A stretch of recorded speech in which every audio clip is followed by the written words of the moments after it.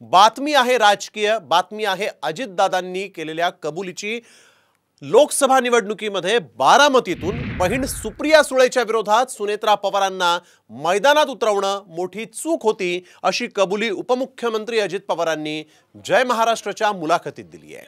राजकारण हे पार घरात शिरू द्यायचं नसतं, असंही अजित पवारांनी नमूद केलं।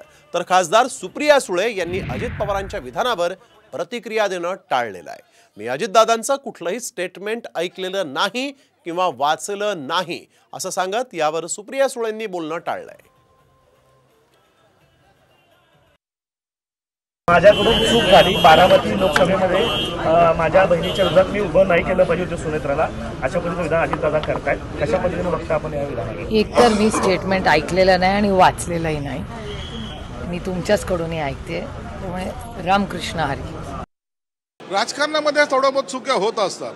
अजितदादाला उभं त्या सुप्रिया सुळेच्या विरोधात उभं करायचं का नाही करायचं हा त्यांचा वैयक्तिक निर्णय होता, आणि म्हणून त्याच्याबद्दल जर त्याने आज चुकी कबुली केली असेल किंवा चूक वाटत असेल तर हा त्यांच्या मनाचा मोठेपणा आहे।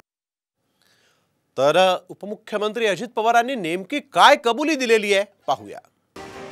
सगळ्या बहिणी माझ्या लाडक्या आहेत। राजकारणाच्या ठिकाणी अनेक घरांमध्ये राजकारण चालतं, पण राजकारण हे पार घरात शिरू द्यायचं नसतं। माझ्याकडून मात्र थोडीशी चूक झाली। मी माझ्या बहिणीच्या विरोधात सुनेत्राला उभं करायला नको होतं, पण त्यावेळेस पार्लमेंटरी बोर्डानं निर्णय घेतला। परंतु एकदा बाण सुटल्यावर आपण काही करू शकत नाही।